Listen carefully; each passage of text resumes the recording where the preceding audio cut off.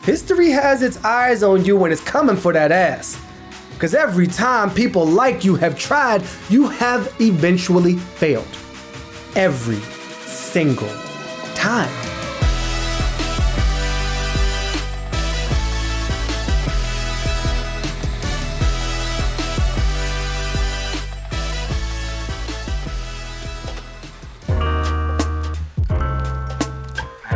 So, thank you for joining.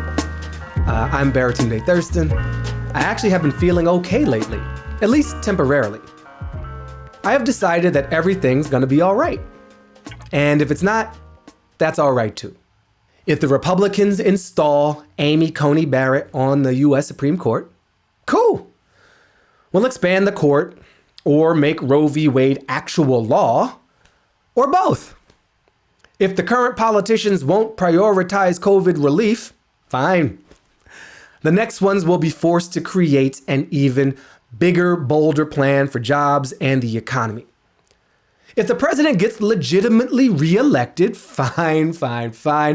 I'll just make myself a tiny, self-sustaining society without social media, just in the few blocks surrounding my home, and I will party with the backyard raccoons for the duration of his reign. I believe there is no permanently good place we get to, which means there is no permanently terrible place either. We ebb and we flow. We give and we take. We rise and we fall. The motion is the thing. And with so many people working so hard to make things even harder, with a political party signed up for anti-democracy and authoritarianism, part of me is just like, fine. Wait until our backlash. Our loving, but firm backlash. Because it's not just the other side that gets to backlash against progress, okay? You don't get to employ massive voter suppression, human rights violations, state-backed thug violence, pandemic negligence, and simple, trifling behavior with no consequences. You can try to make The Handmaid's Tale a real thing, but there are too many of us. We outnumber you. And the more you try to hold people back, the more, eventually, we fight for and win our freedom. You'll wish you made a deal back when all we asked for was for the government to stop openly murdering Black people and letting a virus wash freely across the land. You're gonna miss those days. Those of us who believe the way we do have been made to feel like we're outside the club. Like we don't love this country, like we don't own it. Don't let anybody convince you that you are not welcome in or a part of your own country. It belongs to all of us. Don't feel meek and weak and ashamed of your doubts and your criticism about your land. That's part of what it means to be a patriot. This land really is your land, and it's my land. We're not the only ones who should be worried. So should the people on the other side.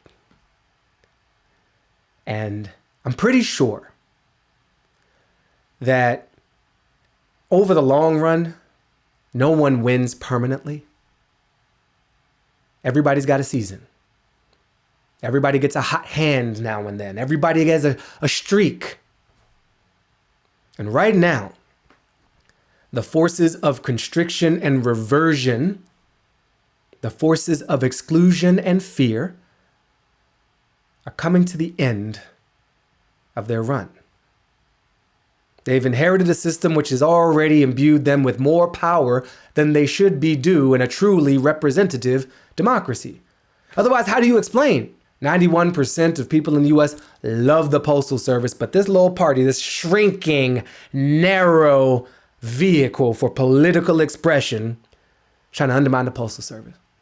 70+% of people want sane controls on access to arms, but this meager, weak, and cowardly excuse for a political party which is losing its relevance every day, siphoning members, siphoning people, siphoning legitimacy, defends gun manufacturers over children.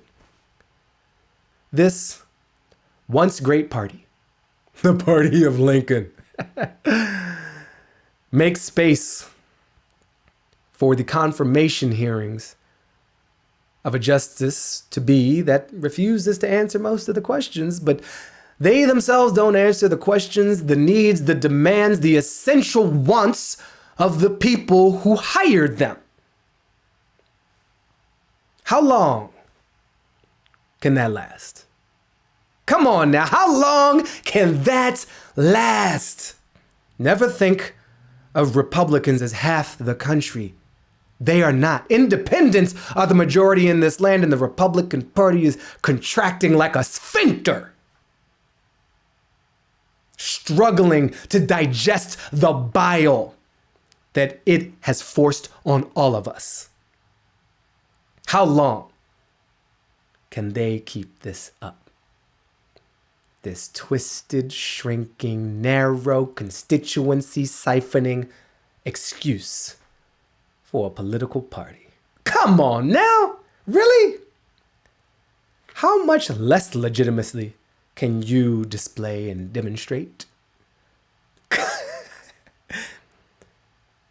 They've inherited every advantage, and they've played the hand they were dealt quite well. I give credit, I truly do, to have gerrymandered their way into relevance because they fear open competition, to have voters suppress their way into power because they don't truly believe in a free market of ideas, to have manipulated the rules of the Senate, and to have lived into the unequal, disproportionate distribution of political power toward a declining and narrower set of human beings. This Republican Party represents cattle more than it represents human beings. They represent empty lots of land more than actual people. But the Senate and the Electoral College and the gerrymandering and the voter suppression are their structural advantage. And whoo, have they used it with a not too insignificant dosage of bullshit and rank hypocrisy and amorality. History has its eyes on you when it's coming for that ass. Because every time people like you have tried, you have eventually failed. Every single time. And for those of you fighting this Jedi fight on the side of the light, on the side of what's right, you keep your head up. This ain't over. It ain't over. Recognize the illegitimacy of their victories. Don't be weakened by it, be strengthened by it. Find your truth, anchor to it, and plow forward. I am Baratunde Thurston, and we got this.